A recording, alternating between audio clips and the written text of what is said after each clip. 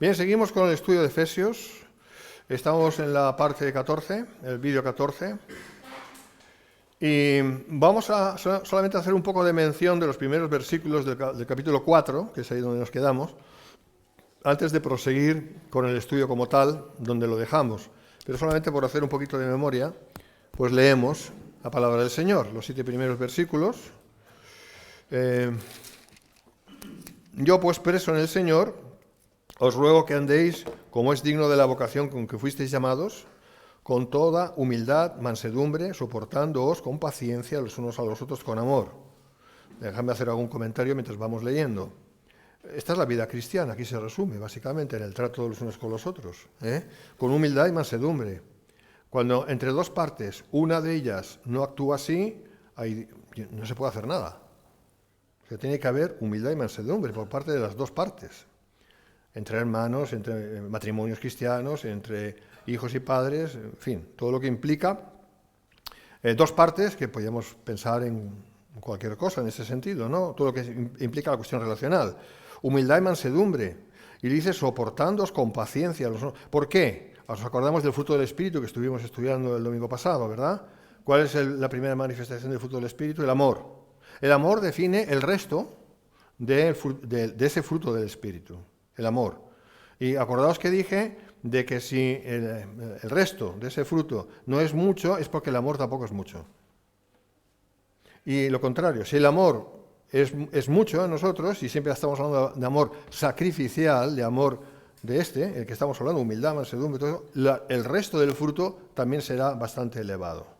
Pero todo va en función del amor, porque Dios es amor, Entonces, sigo leyendo, versículo 3, solícitos en guardar la unidad del Espíritu en el vínculo de la paz. Y vimos eso, vimos que no se trata de, no dice solícitos en construir la unidad del Espíritu, dice construir, dice guardar. ¿Por qué dice guardar? Porque la unidad del Espíritu ya existe. Es la unidad del Espíritu Santo. Y con que es la unidad que Él hace, no se puede añadir nada a ella. No se puede mejorar. Lo que Dios hace es perfecto. Ahora nosotros tenemos que vivir ahí, en esa unidad. Por eso dice guardar. Ya lo vimos en su día. Y luego dice un cuerpo y un espíritu. El cuerpo es el cuerpo de Cristo, se entiende, y un espíritu es el Espíritu Santo. ¿Vale? Es el Espíritu Santo que une ese cuerpo. O sea, todo aquel que es cristiano está en el cuerpo. Todo aquel que se dice cristiano, pero no lo es realmente, porque no ha nacido de nuevo, no está en el cuerpo. ¿Me entiendes? ¿Me entiendes? Porque la unidad la hace el Espíritu Santo. Y el Espíritu Santo la hace en los verdaderos creyentes, nacidos de Dios, por tanto. ¿Me seguís? Esto es muy importante, porque lo otro es un apaño, pero no es. Un cuerpo y un espíritu, como fuisteis también llamados, en una misma esperanza de vuestro llamamiento o vocación. ¿Cuál es el llamamiento? ¿Cuál es la vocación? Vocación es llamamiento de parte de Dios, pues que fuimos llamados para ser de Cristo. Este es el llamamiento. Luego vimos un Señor, que es el Señor Jesucristo, una fe, que una fe es, aquí en este caso es la enseñanza o la doctrina cristiana auténtica, por eso no podemos mermar ahí, ni podemos quitarle ni añadirle, tiene que ser lo que es conforme a la sana doctrina.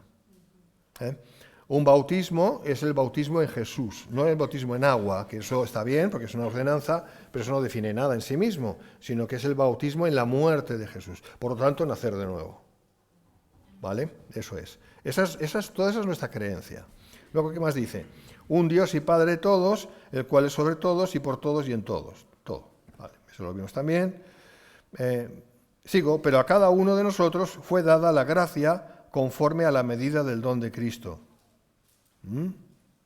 Vimos hasta aquí, pero a cada uno de nosotros, a cada uno de los miembros del cuerpo de Cristo, es lo que significa, le fue dada la gracia. ¿Cuál gracia? La necesaria, la suficiente y más de que suficiente para hacer la voluntad de Dios. Unos tienen más gracia que otros. No está hablando aquí de gracia salvífica, acordaos. No está hablando aquí de más gracia para mayor salvación, lo cual es un improperio. Y eso, si se enseña, pues es una herejía. No hay nadie más salvo que otro. Salvos somos todos los que somos salvos, ¿vale? Pero y por gracia, por medio de la fe, pero no es de esta gracia que está hablando, sino es la gracia para obrar en Cristo, para hacer la obra de Cristo y para vivir conforme a Cristo. De eso está hablando aquí, y eso lo vimos. Por eso habla de la medida del don de Cristo, pero vamos a ir viendo porque creo que ahí nos quedamos, o no sé si llegamos ahí. Me parece que no. Ahora lo vamos a ver. Esto lo vimos, conforme a la medida del don de Cristo, no significa eso que la medida del don recibido es la de Cristo, ya que solo a Él le fue dado el Espíritu sin medida. No sé si lo vimos, pero aquí lo estamos repasando. O sea, lo que recibió el Señor, que es verdadero hombre y verdadero Dios, pero como hombre, cuando vivió entre nosotros, recibió la gracia total de Dios para ser lo que es. No según una medida, sino sin medida. Juan 3:34, ¿vale? Sino que Cristo da con medida, eso sí, la que Él quiere aplicar a esa gracia a cada uno. En cuanto a nosotros, no tenemos toda la gracia, como la tuvo Jesús. Estoy hablando de gracia para obrar, ¿me estás siguiendo? Para realmente ser cristianos, ¿no? Sentido de conducta, de obra, etc. Sino, y también para los ministerios, que es lo que vamos a ver ahora, y los dones, sino la medida que Él ha querido darnos según a cada uno, según el propósito de Dios para cada uno. ¿Ok? O sea, que Cristo tenía los 5 ministerios, para que me entendáis. Cristo tenía todo, nosotros no, obviamente. Tenemos solamente lo que Dios nos ha dado para ejercer una buena obra cristiana, una buena obra en Cristo, mejor dicho, en este mundo. Cristo produce y presenta el regalo, el Espíritu lo aplica y coloca en el creyente para beneficio de toda la comunidad eclesial. Matthew Henry dice, y es verdad. Por lo cual, versículo 8, avanzamos, por lo cual dice, subiendo a lo alto, llevó cautiva la cautividad y dio dones a los hombres.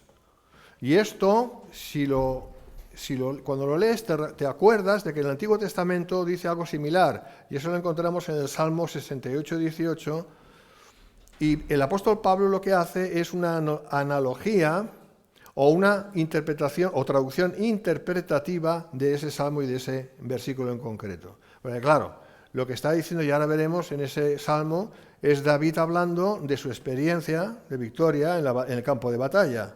Y lógicamente eso no tiene nada que ver, pero el Señor lo que hace, el Señor utilizó a Pablo, inspiró a Pablo para que utilizara este mismo salmo y versículo para hacernos entender otra verdad. Eso es típico de la palabra de Dios, que una misma porción escritural se aplica en diferentes lugares para diferentes propósitos, pero nunca se contradicen.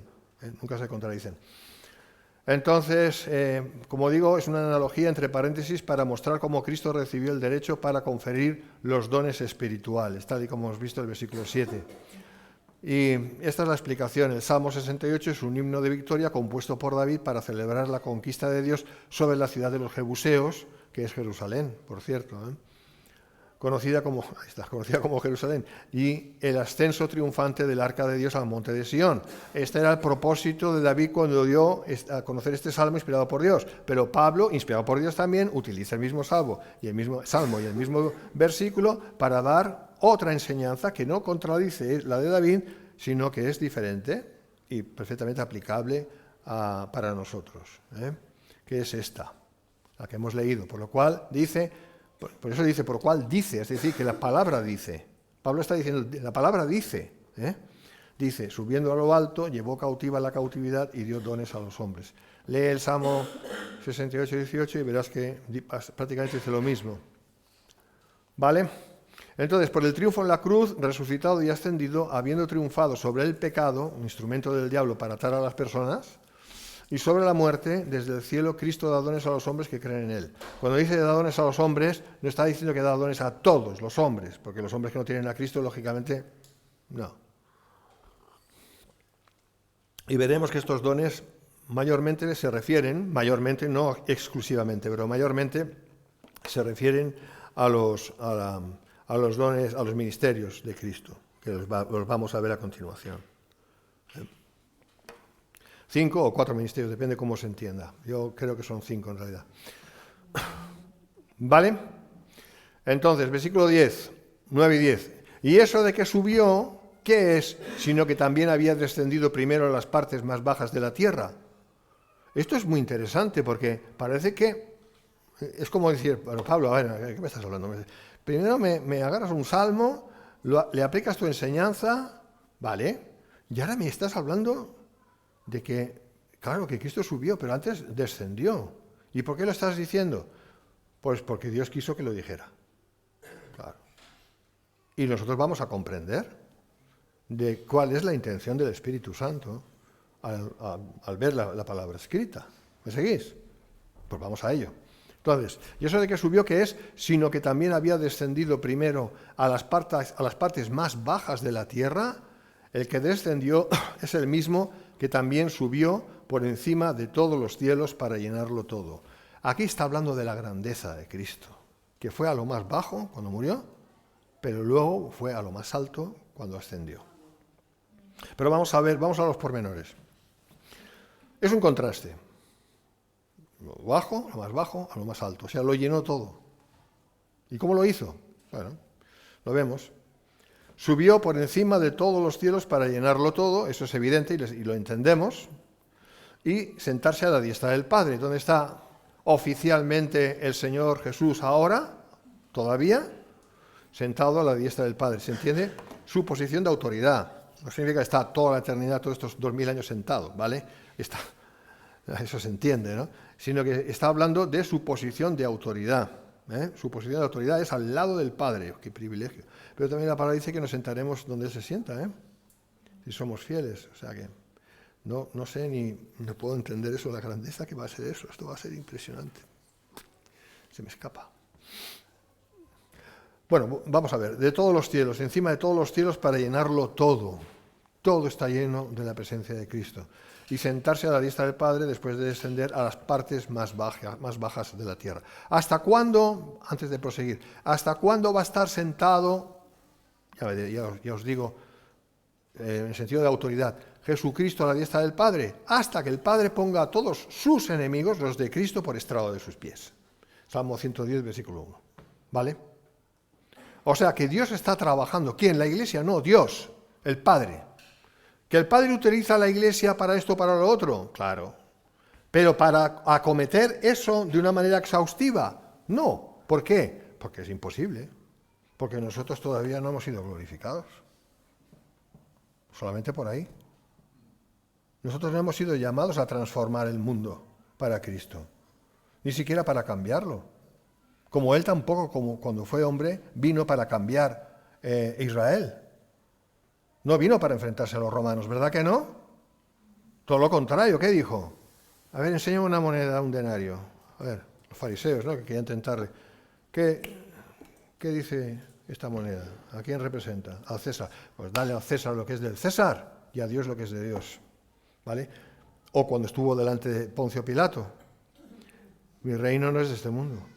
Si mi reino fuera de este mundo, los míos pelearían, pero mi reino no es de este mundo. Sin embargo, un día sí lo será. Pero entonces no lo era aún. ¿Por qué? Primeramente porque no había muerto, no había ascendido y no estaba aún sentado a la diestra del Padre. Pero cuando ascendió a los cielos y se sentó a la diestra del Padre, tampoco era el momento todavía. Porque el Salmo 110 dice, siéntate a mi diestra, quédate ahí sentado, hasta que ponga a tus enemigos por estrado de tus pies. Y es el Padre hablando. ¿Ok? Esta es la doctrina cristiana. Y cualquiera que diga que nosotros establecemos el reino, miente. Miente. Eso no dice la Biblia. Y es una frustración, porque es imposible. Yo me acuerdo de un pastor amigo mío que me decía, no, es que Miguel, yo estoy haciendo amistad con el alcalde de mi pueblo, porque yo quiero que el reino entre en mi pueblo y quiero trabajar con él para hacer que las cosas cambien y esto y lo otro. Y yo le dije, mira, no voy a decir el nombre. Está bien, como iniciativa, ayudar o todo lo que puedas colaborar, porque sepas que no vas a cambiar nada, espiritualmente no vas a cambiar nada ni vas a hacer que tu pueblo se vuelva a Cristo, por eso. No. Y bueno, pues así fue. Todos esos que decían, no, viene el gran avivamiento, viene el gran avivamiento. Miento. Porque la Biblia no dice que viene un gran avivamiento en esta dispensación de la gracia. En esta dispensación de la gracia solo se salva lo que va a ser la Iglesia cuando haya entrado la plenitud de los gentiles. Y punto. Y no hay más salvación que esa. Después, en la salvación, en la dispensación antes del reino, que será la tribulación, antes del reino, sí va a haber salvación. Porque ahí está escrito, pero no van a ser miembros de la Iglesia, van a ser llamados a las bodas, convidados a las bodas. Entonces, hay que entender bien la palabra de Dios para no andar equivocados, hermanos, porque si andamos equivocados, perdemos el tiempo. Y estas obras van a ser paja, el fuego las va a quemar. Y un día estaremos delante del tribunal de Cristo y digo, yo hice grandes cosas para ti, pero con que las hiciste sin consultar a la palabra y creyendo cualquier cosa porque no fuiste más allá, pues no van a valer. Y va a ser una pena. Así que hay que tener mucho cuidado con esto. Pero bueno, volvemos al tema. Dice que subió por encima de todos los cielos para llenarlo todo, sentarse a la vista del Padre y después descender a las partes más bajas de la tierra. Después de descender, a las partes más bajas de la tierra. Después. O sea, primero bajó a lo más profundo. Vamos a ver esto. La victoria sobre el pecado y sobre el maligno total y absoluta. Eso es lo que significa llenarlo todo. Hermanos, el prodigio de la cruz y la resurrección es que el pecado está vencido y la muerte está vencida. Y en un momento dado, en el tiempo y en el espacio, se materializará esa victoria de manera total y absoluta. Pero en lo legal ya está hecho. Ya está hecho. Bien. Solo que Dios tiene su tiempo para que las cosas se vayan resolviendo como Él quiere. Pero está hecho ya. No hay nada que añadir. No se puede añadir nada a la cruz. Las partes más bajas de la tierra, es decir, el abismo donde están los espíritus encarcelados. Vamos a ver qué significa esto. Es decir, los demonios que permanecen allí desde el diluvio, que son demonios muy especiales, muy malvados, que se jactaban de derrotar a Dios por haber hecho perder a aquella humanidad. Aquellos demonios en concreto, son los que están en el abismo, atados. ¿Y por qué el Señor fue a ellos? Pues justamente por eso, porque ellos se jactaban que habían derrotado a Dios. Y por eso, un poquito más de... A ver, ¿qué dice MacArthur? El abismo es habitado por demonios atados que han estado ahí desde el tiempo de Noé y que fueron enviados allí porque con su maldad transgredieron de forma inicua y severa los límites de la tolerancia de Dios. ¿Vale? Sí, eso es así. Los demonios del tiempo de Noé se dedicaron a esparcir perversión y alboroto en toda la tierra, al punto de llenar el mundo con sus actividades degeneradas y viles que se oponían a la voluntad de Dios, lo cual incluyó pecados sexuales o de tipo sexual de todo tipo. ¿Vale? Vale, esa es la descripción de lo que hicieron esos demonios. Y aquí viene la explicación de lo que estaba diciendo antes.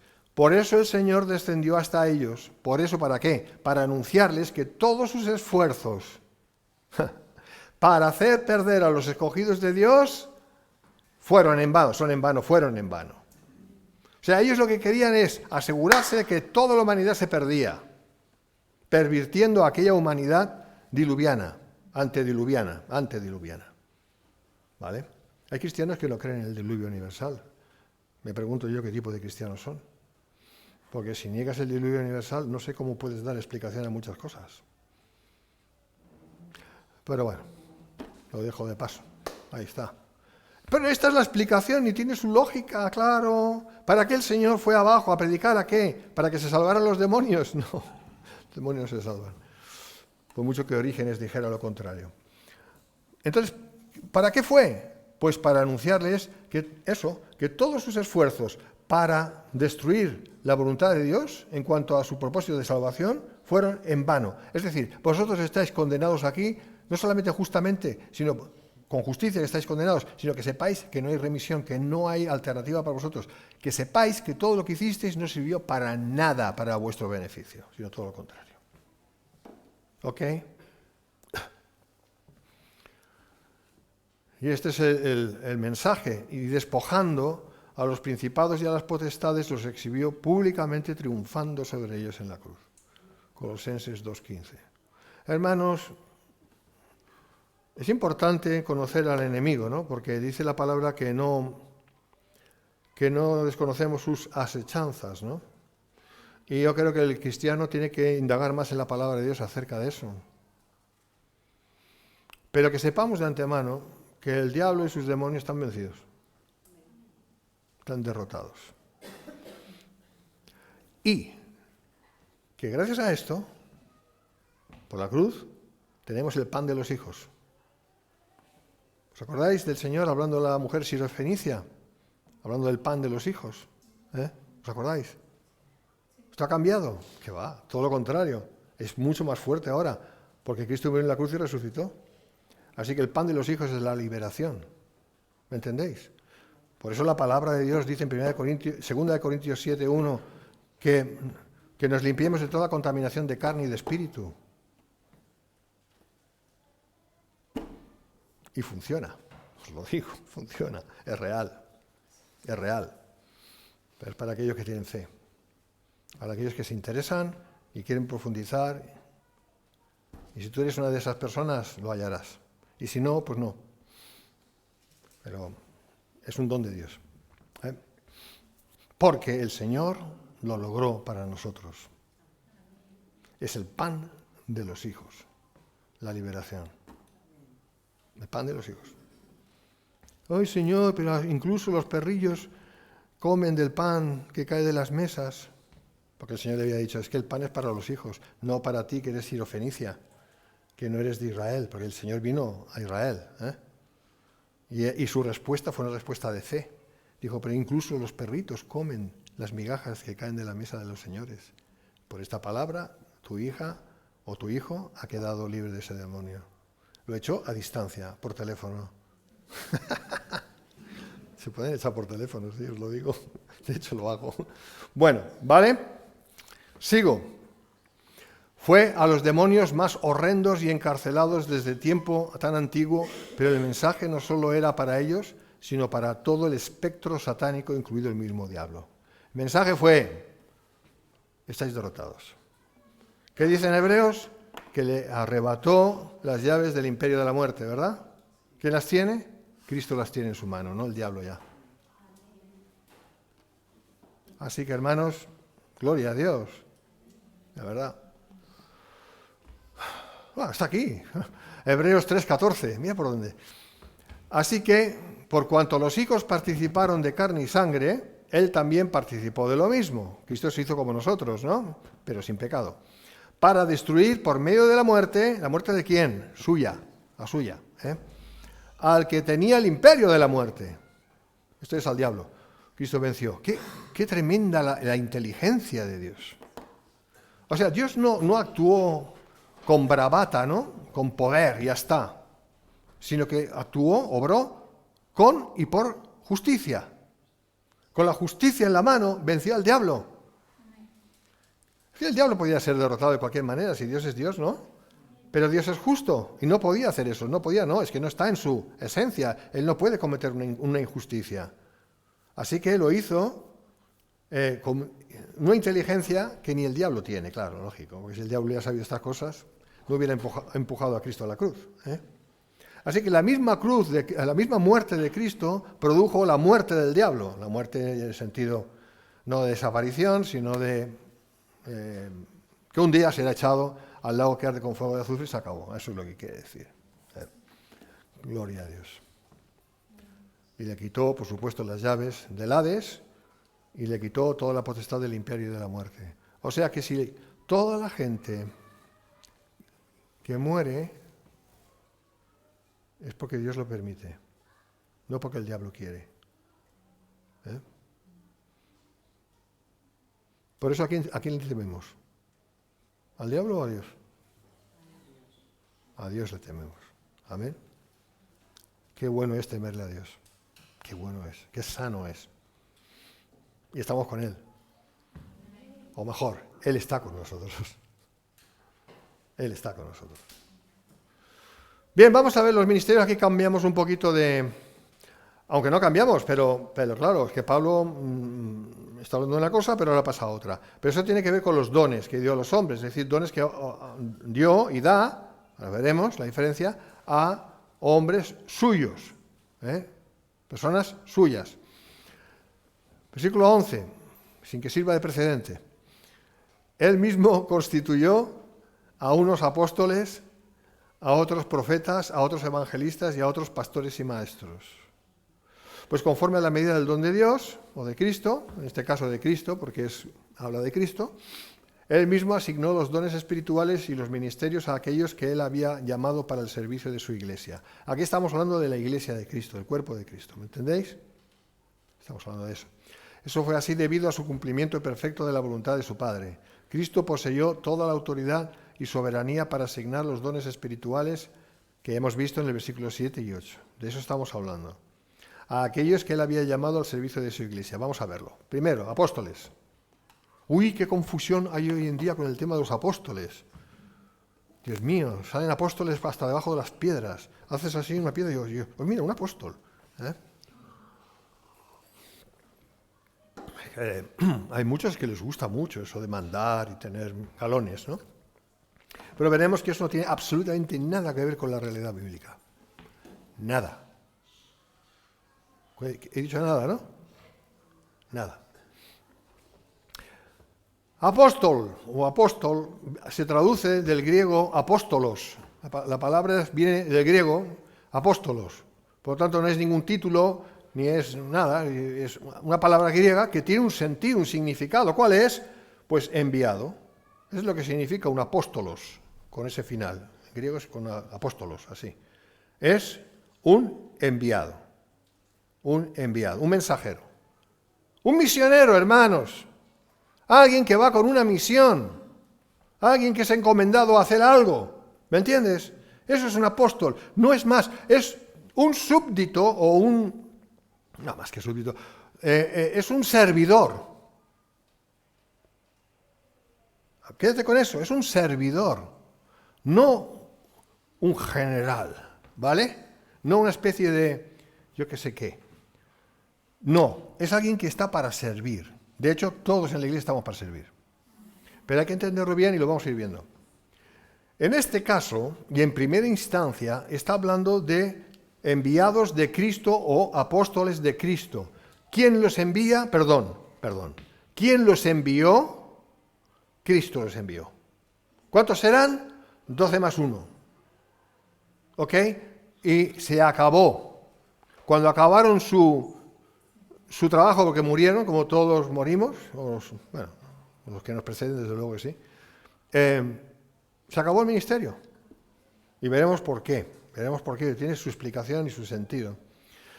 Como apóstoles de Cristo se trata de los 12 que fueron testigos de la resurrección de Cristo. 12, incluido Matías, porque Judas Iscariote ya sabéis lo que le pasó, pues luego escogieron a Matías, él también fue un testigo de la vida, muerte y resurrección de Cristo, junto con los otros 12. O con los otros 11, perdón.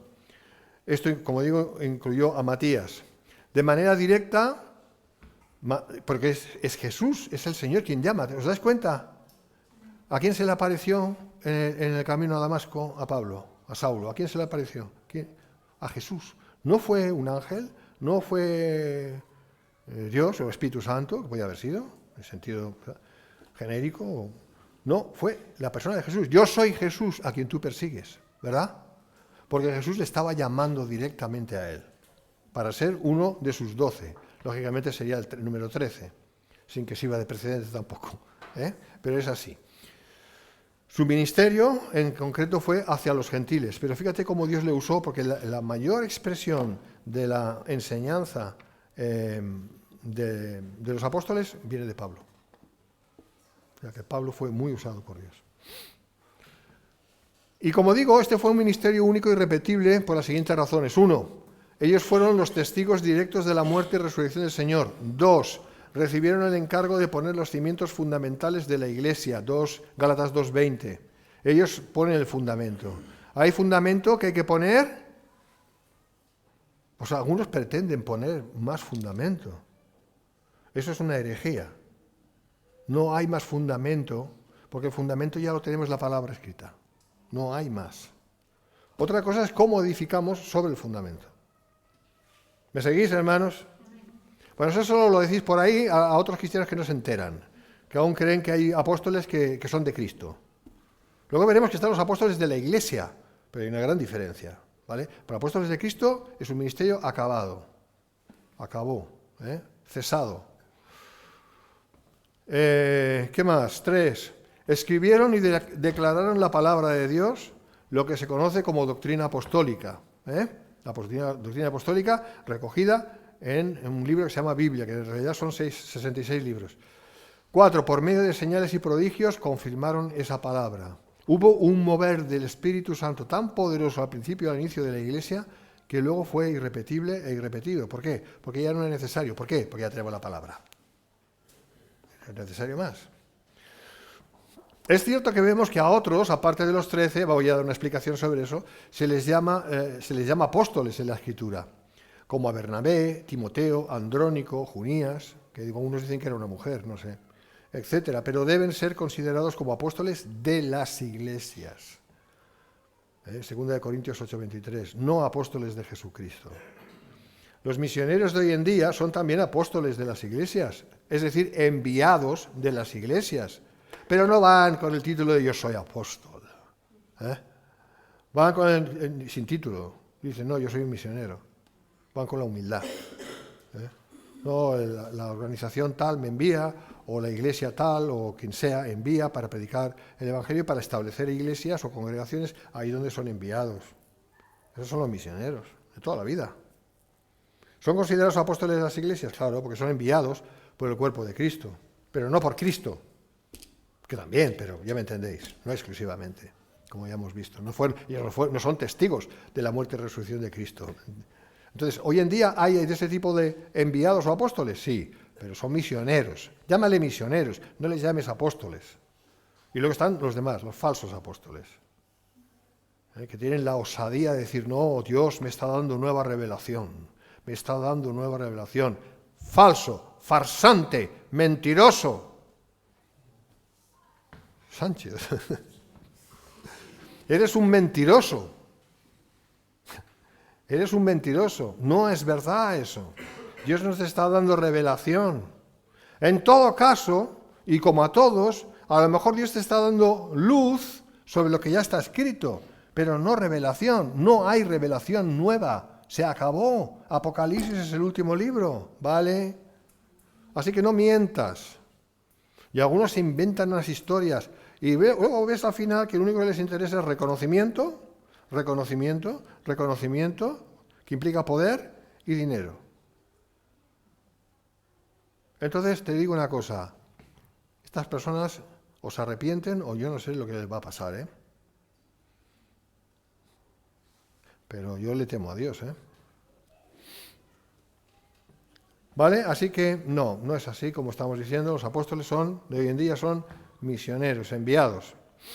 Luego tenemos los profetas, este es más difícil de entender, pero veréis cómo no es difícil, es fácil. Son los llamados profetas del Nuevo Testamento. Pregunta, ¿estamos en el Nuevo Testamento?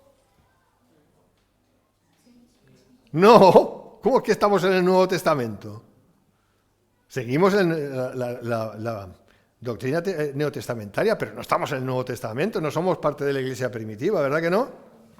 ¿O tú has vivido 2000 años? ¿O cómo es eso? ¿Cómo lo logras? ¿Eres Junías? Vamos a ir entendiendo esto. Son los llamados profetas del Nuevo Testamento. No se trataba de creyentes corrientes, estas personas, que manifestaran el don de profecía, sino de hombres con una misión, y mujeres también, cuando digo hombres estamos hablando genéricamente, sino hombres con una misión especial en la iglesia primitiva. Veremos por qué. Este ministerio fue para el provecho de las congregaciones locales, allí donde era necesaria la exposición de la palabra, en este caso, palabra rema. Hay una diferencia entre palabra rema y palabra logos. Esto es el logos. Y rema es la palabra puntual de Dios, siempre basada, si es verdad, en el logos. Nunca diferirá del logos. ¿Ok? Entonces ellos hablaban la palabra rema. ¿Por qué? Porque no estaba escrita la doctrina apostólica. No estaba escrita. Tenía que escribirse. ¿Eh? Entonces ellos eran llevados por el Espíritu Santo, se levantaban y daban la palabra y el Espíritu Santo se movía mucho. Entonces, porque la gente ni sabía leer ni escribir, la mayoría, y lo que tenían como mucho, era el Antiguo Testamento y no tenían nada más. Y entonces tenían lo que les iba llegando. ¿Sabes? Primero pues se iba Pablo, a uno de sus ayudantes a predicarle, pues escuchaban, creían, porque claro, es un milagro de Dios el creer, creían, muy bien. ¿Y luego qué? ¿Cómo eran enseñados? Nosotros tenemos la Biblia, hermanos, gloria a Dios. Pero ¿qué pasa con aquella gente que no tenían la Biblia entera? ¿Cómo eran enseñados? Pues ahí estaban los profetas neotestamentarios que les daban a conocer la palabra concreta de Dios por el Espíritu Santo. Y les decían básicamente lo que luego se escribió. Básicamente lo que luego se escribió. ¿Qué he dicho? Básicamente lo que luego se escribió. Porque Dios no se contradice. ¿Vale? Y por supuesto ese oficio cesó al quedar completo el Nuevo Testamento. Es decir, cuando ya la doctrina neotestamentaria pues, fue escrita, su oficio también cesó porque ya no era necesario. Vale, eso ya lo he explicado.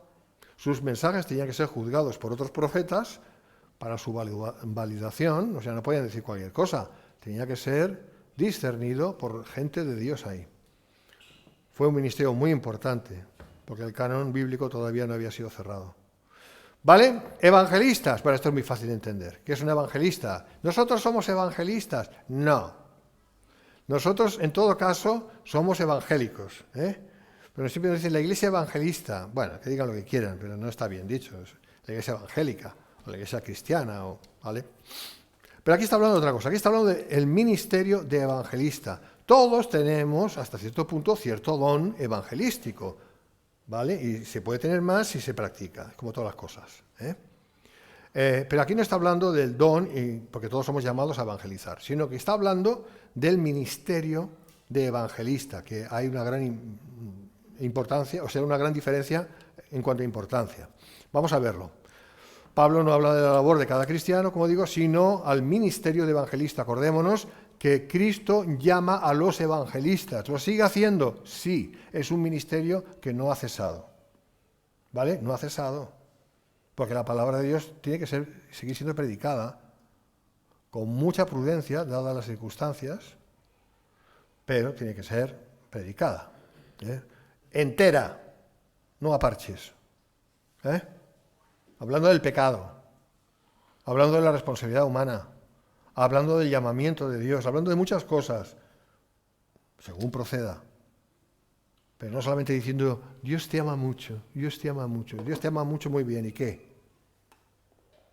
Pero no se habla del pecado, no se habla de la gravedad del pecado, no se habla que el pecado es lo que nos separa de Dios. Entonces, ¿de qué vale que me digas que Dios me ama mucho si yo sigo en mis pecados y no quiero renunciar a ellos? ¿Me explico? Si un evangelista verdadero lo que hace es predicar la palabra de Dios entera, no solamente lo agradable de la palabra de Dios. Eso no es predicar el evangelio. Eso es otra cosa. ¿Vale? No es predicar el evangelio. Entonces, ese ministerio como tal fue vital en los primeros tiempos de la Iglesia, por supuesto, porque requería de un poder otorgado por Cristo, ¿verdad? Juan 14, 12, fíjate que dice, de cierto os digo, el que en mí cree, las obras que yo hago, él las hará también, y aún mayores, porque voy al Padre. ¿Qué quería decir el Señor con esto? Pues la explicación más clara es esta. Fue así porque esos hombres se dispersaron por todo el mundo, mientras que el Señor solo estuvo en Israel. O sea, la obra ministerial del Señor fue muy reducida, fue poderosa. No está hablando aquí de poder, está hablando de magnitud de la obra como tal. ¿Ves la diferencia? Incluso hubo hombres, pues lo vemos en el libro de Hechos, que hicieron cosas impresionantes, comparadas con las que hizo el Señor. Pero no es eso lo que se refería el Señor cuando dijo esto. Lo que quería decir es que la obra que íbamos a hacer, o que iban a hacer los primeros, sobre todo los primeros cristianos, iba a ser mucho más vasta, mucho mayor, porque llegó a todo el mundo. Y como digo, fíjate, el Señor les dijo a la mujer sirofenicia, No, yo no puedo hacer nada por ti, porque tú no eres de Israel. Y solo lo hizo cuando vio la fe y cuando entendió que el Padre quería que lo hiciera. Fue una excepción. Con el centurión romano fue igual, pero fueron excepciones. ¿Vale? ¿A quién fue el Señor? A las ovejas perdidas de Israel. ¿Ok? Pero ya hablando de iglesia, ya es diferente, porque el Señor lo dijo en Hechos capítulo 1, versículo 8. ¿Me seréis qué? Testigos. ¿Vale? Me seréis testigos. En Jerusalén, en Judea, en Samaria y hasta lo último de la tierra. Eso es lo que quiere decir cuando dice, Él las hará también las obras que yo hago y aún mayores. ¿Por qué las estamos haciendo y las hemos hecho? Porque Él está desde el inicio, desde que fue extendido, con el Padre. ¿Me seguís? Vale. Os conviene que yo me vaya, porque si no, no enviaría al Consolador. Y por supuesto que fue así. Vale. Bueno, Felipe fue un claro ejemplo de evangelista. Fue diácono, uno de los 7, y evangelista. O sea que se pueden ser varias cosas a la vez. Entonces, Felipe salió de Jerusalén yendo a la ciudad de Samaria y luego a otros lugares. Y ahí vemos en Hechos 8:6, y la gente unánime escuchaba atentamente las cosas que decía Felipe. ¿Por qué? Hermanos, ¿por qué? ¿Por qué cuando tantas veces hemos ido al retiro, por ejemplo, a predicar, la gente hace eso? ¿Escucha atentamente lo que decimos? No, se burlan encima, dicen, están locos. ¿Por qué con Felipe fue diferente? Hombre, una razón sí la sabemos. Una sí la sabemos. Hay más, pero una sí la sabemos. Felipe fue escogido por Dios para hacer eso. O sea, es decir, que un evangelista que tiene un ministerio de evangelista tiene la unción de Dios para captar la atención de la gente. Luego que crean o no ya es otra historia, porque solo creen los que Dios les da a creer, pero sí para escuchar el mensaje. ¿Vale? ¿Eso nos tiene que desanimar a los que no somos evangelistas en ese sentido? No, para nada, porque si hacemos nuestra parte estaremos haciendo la obra de Dios. Sea que nos escuchen o sea que no nos escuchen. Pero eso sí, también os digo, prudencia, sabiduría, porque son tiempos difíciles estos, y hay que hacerlo con cabeza, bien, no a tontas y a locas, no, sabiendo lo que se hace. Vale, pero eso no fue distintivo a aquellos evangelistas. Lógicamente, al inicio, escuchadme hermanos, yo sé que queda un poco, pero al inicio de la Iglesia, eso fue explosivo, en el sentido correcto de la expresión. No evangelismo explosivo, no, eso no. Sino fue explosivo. ¿Por qué? Porque el poder de Dios, el poder del Espíritu Santo, era impresionante para que se hiciera la obra de propagación del Evangelio. Excepto, fíjate un caso, una excepción, cuando Dios le dice a Pablo, no entres en Asia. El Espíritu Santo le dijo, no entres en Asia. Qué curioso. ¿Por qué? Porque Dios no quería que se predicara el Evangelio todavía, en aquel tiempo, en Asia. O sea que, ¿quién nos enseña eso? Que tenemos que seguir la guía del Espíritu Santo, no ir a tontas y a locas. Eso es un ejemplo clarísimo. ¿Amén? ¿Entendéis? Léelo, ahí está. Vale, es un ministerio que no ha cesado, pero que conviene diferenciarlo de la tarea de cada uno de de divulgar las buenas nuevas a los que no han oído. A los que no han oído, hermanos, no a los que ya han oído y les vamos a machacar una y otra vez a ver si por aburrimiento llegan a creer. No, funciona. ¿Vale? No me machaques los oídos de nadie. Es echar las peras a los cerdos, los santos a los perros, ¿vale? Háblale a aquellos que no han oído. Y si te escuchan, gloria a Dios. Y si no te escuchan, punto y final, te vas. No estoy diciendo que a lo mejor Dios tenga su momento para ellos, no lo sé, pero en ese momento lo que tú digas de más no va a servir para nada. A lo mejor te escucharán por cortesía. Sí. ¿Y de qué sirve eso? Otra vez, sabiduría. Yo lo hago. Yo cuando voy caminando, yo camino mucho y voy por caminos. a ver, no estoy en la ciudad, voy en el pueblo, voy caminando, y me encuentro con personas. Y enseguida yo voy a hablarles del Señor. Yo no tengo ningún problema. Además, soy un tío de 1,87 m, 86, y voy con un palo así, o sea, ¿qué pasa? No tengo ningún miedo. Es broma. Y, buen día tenga usted. Sí, sí, lo mismo para usted. Buen día hace, ¿eh? Le digo, mire el sol. Sí, sí, hace un sol. ¿Y quién ha creado el sol? Nuestro Dios es bueno. No, sí, Dios es bueno, te dicen. Sí, sí, Dios. Muchos dicen, sí, sí, sí. Y ahí empiezas a hablarles, ¿no? Y luego, cuando ya has hablado un poco, ves que te vienen así como diciendo, hacen así con el pie, como diciendo, me quiero ir, ya estoy un poco nervioso. Entonces, cuando ya ves esto, pues dices, Dios te bendiga, o no dices nada, sencillamente dices que tenga un buen día, ya está. Ya has hecho tu parte, gloria a Dios. Ya le has hablado del Evangelio, ya lo sabe. ¿Amén? Pero si desaprovechas las ocasiones, pues estás fallando, es una pena. Si Cristo arde en tu corazón, a ver, sin quemar, si Cristo arde en tu corazón, lo comunicarás. Y si Cristo no arde en tu corazón, no comunicarás nada, porque estarás pensando en babia, estarás pensando en otras cosas. Pero Dios tiene que ser lo más importante en tu vida y en la mía. Amén. Y no te preocupes, es que no sé qué decir, no conozco mucho la doctrina. Bueno, también te diré, aprende. O sea, ya hay gente que lleva 40 años en el Evangelio y dices que no sé mucho, pues entonces aprende. Mira, has tenido 40 años para aprender, ¿qué te ha pasado? Pero tampoco pienses que vas a convencer porque sepas mucha doctrina. Nosotros no somos testigos de Jehová, Claro que no. Entonces, no es por decirle muchas cosas que vas a convencer. Es el Espíritu de Dios que va a convencer en todo caso, y seguramente no será en ese momento. Si tiene que convencer Dios, ya lo hará en otro momento, que Dios no tiene prisa. Y Dios tiene, déjame decirte esto también, cada persona que se va a convertir a Cristo, Dios ha prefijado desde antes de la fundación del mundo cuándo se va a convertir. Algunos dicen, no, toma la decisión ya, levanta la mano, acepta a Cristo. Falso. Eso no funciona así. Tú predicas el Evangelio y Dios tiene su momento para salvar a esa persona cuando Él quiera. No cuando tú dices que tiene que ser salvo esa persona. Eso en cuanto a los evangelistas. Pastores y maestros, ya queda poco, hermanos, de verdad. Veremos qué significa ser pastor y ser maestro, porque hay mucha que no se entiende. Cuando hablamos de pastores, ¿qué pensáis que es? ¿Yo soy un pastor? No. Yo soy un anciano principal de mi iglesia. Yo no tengo el ministerio pastoral. Tengo don pastoral, pero no tengo ministerio pastoral.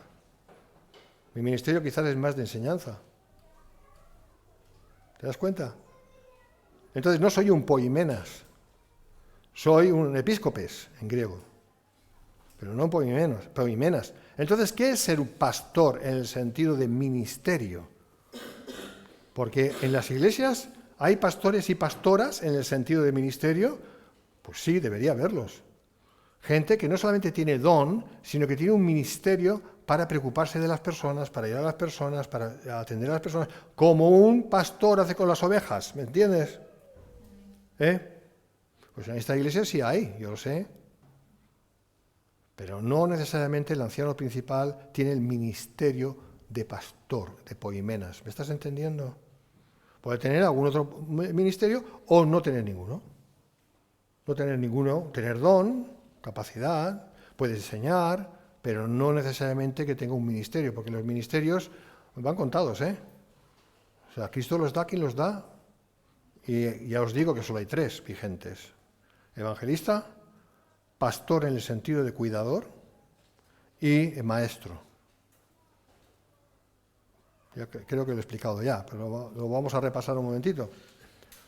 El anciano principal de una congregación no tiene por qué ser pastor, en el sentido ministerial de la palabra. La palabra que se traduce por pastor es en griego poimenas, lo he dicho, ¿no? Poimenas, que significa cuidador de rebaño. Por tanto, el pastor aquí es aquel que tiene el ministerio de cuidar a la grey, pero eso no le hace ser necesariamente un anciano. Es más, es complicado, porque un anciano, es decir, alguien que ejerce autoridad en la iglesia, tiene que ser una persona fuerte, de carácter, fuerte de decir las cosas, y eso muchas veces se da de bruces con ser un cuidador, apacentador, alguien que escucha, es un poco complicado. Más bien, un anciano es más un profeta, es decir, alguien que dice la verdad, declara la verdad, o un maestro, alguien que enseña la palabra, o puede ser también un evangelista, o no ser ninguna de estas tres cosas. ¿Tengo un apóstol? No. Eso seguro que no. Yo sé que algunos estáis diciendo así, wow, esto no lo había escuchado nunca. Claro, porque no se enseña. Pero si tú vas al original griego y empiezas a ver las palabras, lo que significan, pues te das cuenta que es así. Y no es doctrina mía, yo no me lo he inventado. ¿Vale? John MacArthur, por ejemplo, enseña esto, Matthew Henry enseña esto, o enseñaba más bien Francisco La Cueva, y muchos otros enseñan esto. Claro, hay que indagar. Pero lo más importante es lo que realmente quiere decir la palabra de Dios. Y lógicamente, si está hablando de ministerios, de cara a la grey cristiana, de cara a todos, no puede referirse a un anciano, porque un anciano es alguien dedicado en la iglesia local. ¿Me entiendes? Es un oficio, de hecho. Más que un ministerio, es un oficio dedicado o hacia la iglesia local. Mientras que un poimenas, un pastor o pastora, en el sentido que está hablando aquí, es alguien que cuida, que le nace cuidar de la gente. Le nace. ¿Me entiendes? Alguien que se pasa horas con alguien y que tiene que tener mucho cuidado de no estar llevando cargas que no le corresponden. Pero bueno, eso ya es otro cantar. ¿Me entiendes? No sé si me explico. Y ese ministerio lo tiene en cualquier lugar que vaya. No solamente en la iglesia local, sino en cualquier otro lugar que vaya. Le nace eso. Porque es un don de Dios, es un ministerio de Dios, de Cristo en concreto. ¿Me entendéis? Yo quiero hacerme entender para que sepáis lo que quiero decir.